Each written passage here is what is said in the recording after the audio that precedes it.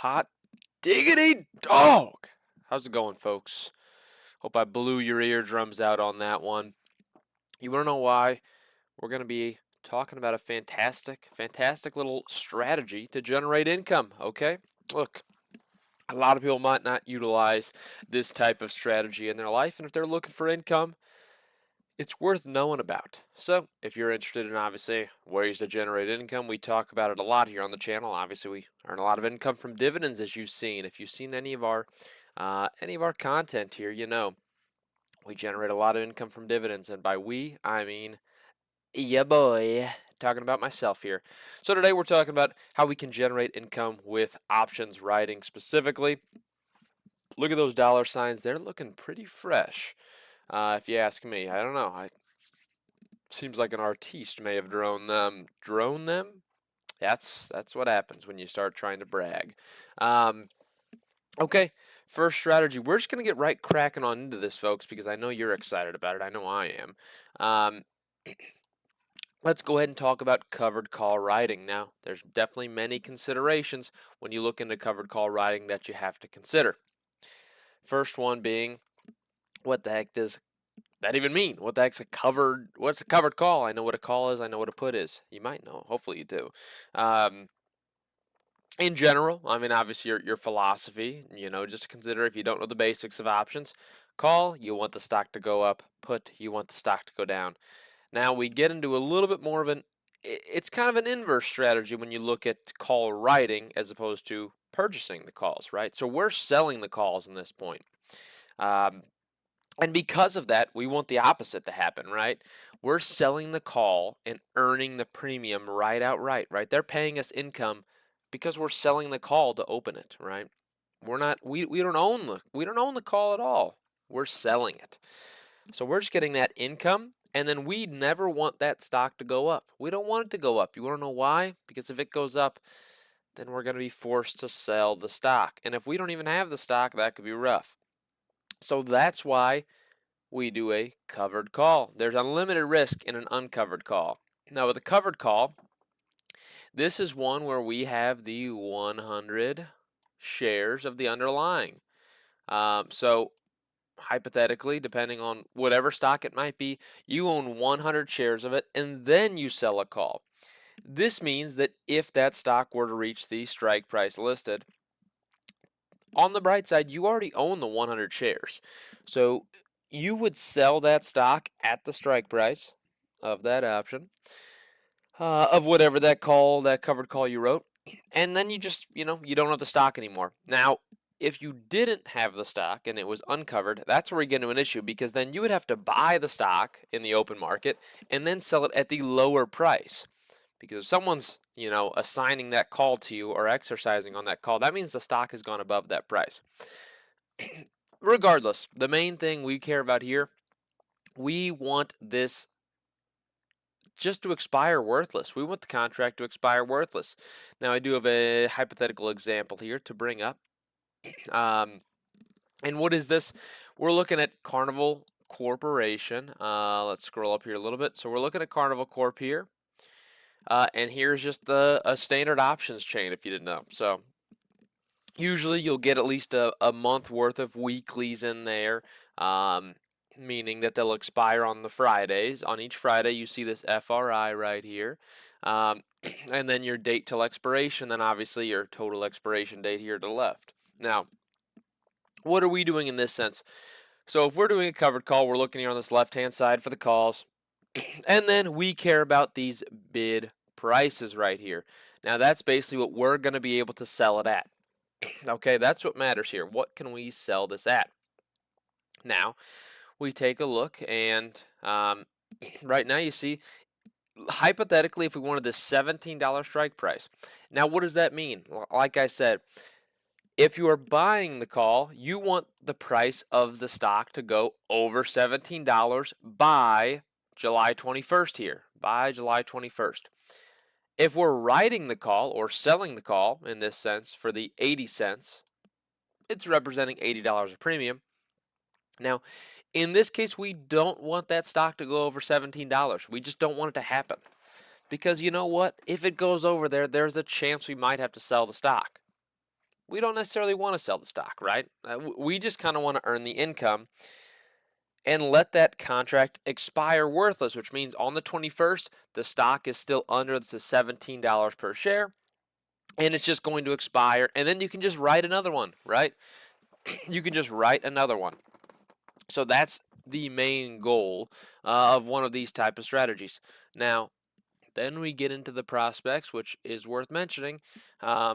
It's worth considering, potentially other options here.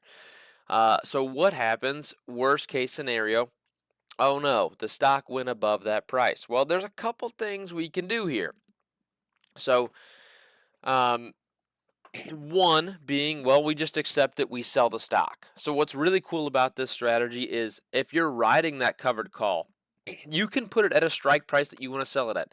Let's just say you bought Carnival Cruise at $15 a share and you want to write a covered call at it. You've got 100 shares and you're saying, well, hey, worst case scenario, if it reaches $18, I was going to sell it anyways.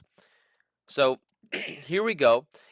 The stock reaches $18.50 and you just say, well, that's fine. Look, I'm all right with them selling the stock on me because you know what? I earned $56 of premium.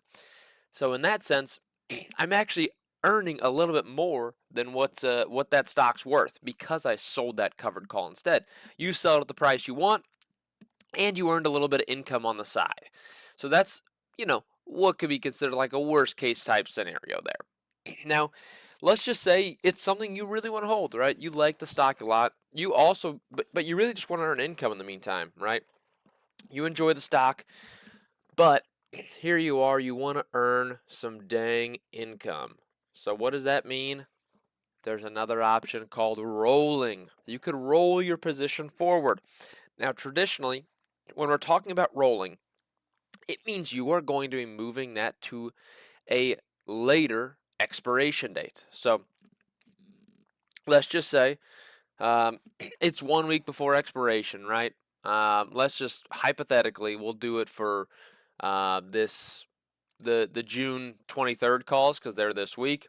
Let's just say, shoot, my contract here was for $15.50 and it's gone above that price and I really don't want to sell it at $15.50. Well, what do we do in that sense? So what we do when we roll the position, it simply means we are going to buy back this contract. So this June 23rd, 2023, we're going to buy back this contract for $59 and we're going to move it to another further expiration date because when we buy this contract, we are closing that position out. But then we're initiating a new position and we're going to do it for the next week. How about that? So we just say, all right, let's just move it a week forward because I want to be safe here. So this $16 call is only, I'm only paying I'm only paying this $59 to close it. And I actually want to move my expiration. I want to move my expiration date and my expiration price to be safe. I want this $16 call instead because I don't want to sell the stock. I don't think it's going to be $16 by the end of the month. So what do we do here? So now we're going to sell this one, the $16 strike price call. And look what you've done there, right? So we had to purchase this one back for 59 cents. And then we subsequently just sold this one for 96 cents. And that's, going to be $96 total. So not only did we provide ourselves protection from having to sell that stock, you also earned an additional $30 of premium. $30 of premium. $37 you just earned an extra premium just for 1 week's time. That's pretty significant off just one contract, right? When you think about it. Now, that's the main thing, or kind of the main point is this is definitely a capital intensive strategy. You talk about having 100 underlying shares of a stock. That's pretty difficult, even if you look at a stock that's $10, right? Carnival Cruise I brought up because it's only $15. If you have 100 shares of this, that's $1,500. Not a lot of people have that. So that's where we kind of get into a strategy where, or a situation where it can be difficult to get this started.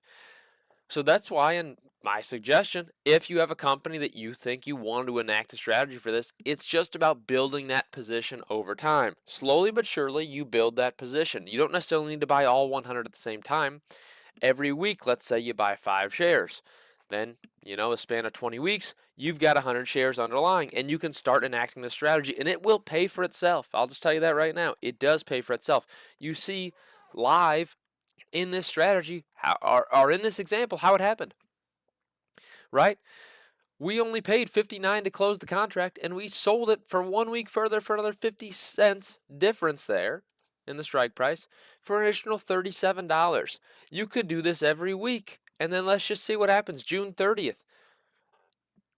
One big thing about options pricing that, a lot of people don't think about when we're looking at the Greeks, it's going to be the fact that these contracts will lose value every day. It's referred to as the theta. It's time decay. So every day the value of those contracts will decrease. So the closer we are to expiration, if it's not quite in the money there, if it's not yet in the money, right, these contracts are worth a little bit less. Even if it is in the money, they're worth a little bit less. And the ones that are out of the money here still and a little further out don't have quite that same time decay. So that's why these are worth a little bit more. So that's why you can sell it for 96 cents for a further out strike price and a further out date. That's why you can sell it for more than you can buy this one for, right? Because there's a lot more built-in value the further out you get with options contracts. And that's when you get super far out. You can see these premiums are quite higher, right? We look even to August. That same $16 contract is $1.49 or $149 for that one, which we, was really only 60. Let me see. For the June 30th was only 96. So that's an extra $50 depending on how confident you are that share price isn't going to go up. And this is just 60 days out. You could have sold it for an additional, in this case, really $100. So again, very capital intensive, but there's a lot to do here, right? You can either sell the stock, you can let it roll. In my opinion, I like my companies that I own, so I don't necessarily want to just sell the stock. So recently, I've been enacting this strategy, and I've been rolling these positions onto further expiration dates at further out strikes, and I've been able to get a decent amount of income because of it. And you'll see that in my my monthly recap video. I'll go ahead and include that just a couple weeks here from now, obviously. So I hope you're interested in looking at that. So that's covered call writing. And one more facet I wanted to kind of touch on when we look at the let's just say hypothetically, if you did sell that stock. Oh, let me just center that. So let's just say hypothetically we did sell the stock, right? It's not the end of the world. If you still wanted that stock, you can also do what they consider cash secured put writing. It's very similar to a covered call. Very, very similar. So just like with the other one, what we're going to want to do is we'll set a specific strike price, but with a covered or with a cash secured put, what happens if it reaches that strike price on your option contract? You're going to have to purchase it at that strike price. So it's a little bit different here. Let's go right back to that option chain one more time. I did want to mention, it is worth noting here. This is once again going to be 100 shares. And this is going to be below the current market price. Oh my gosh, what is that? Below the market price. So let's go back to the example yet again, as we love to do. Let's bring this bad boy back front and center again, and let's take a look. So let's just say on this June 23rd, you ended up having to sell the stock, right? You got assigned a little bit early. You sold the stock at $15.50, and you said, man, I really want back into that stock. I really do. And I have a price that I want to buy it back in at. Let's just say I want to buy back into that stock at $14. Let's go 1 week out, June 30th. Let's just say if I can get that stock back at $14, I'd be happy. So what do? we could write a cash secured put. And what does cash secured mean? It simply means you've got the cash to cover it. So for this one, speaking of that $14 strike price, representing 100 shares, it means you've got $1,400 in cash just sitting there available. So you have it cash secured and you say, I want to buy it at that. So let's just look at what that looks like. Same exact premise. So this $14 strike price call, we are going to sell it.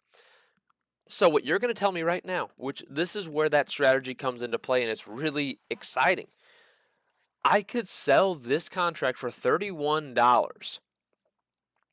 And on top of that, if the price of the share gets to where I want it to go, I'm actually going to buy the stock back at a price I wanted and I earned this income, $31.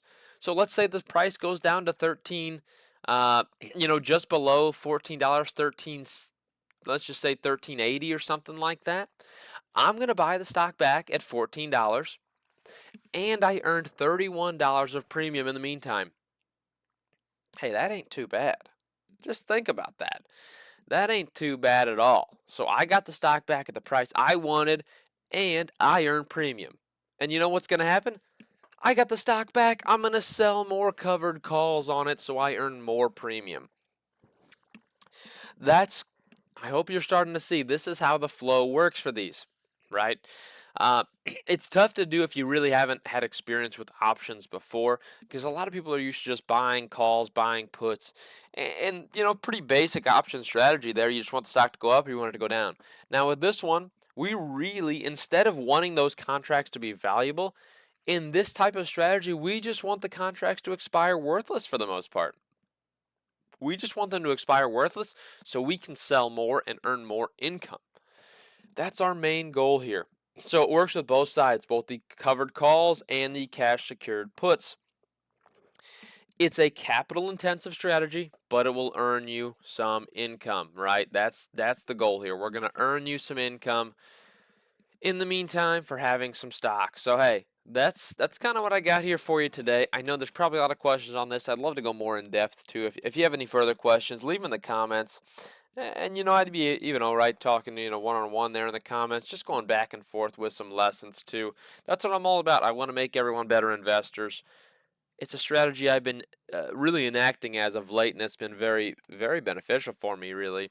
So hey, I hope you had a great time here and have a great rest of your day, folks. Bye bye.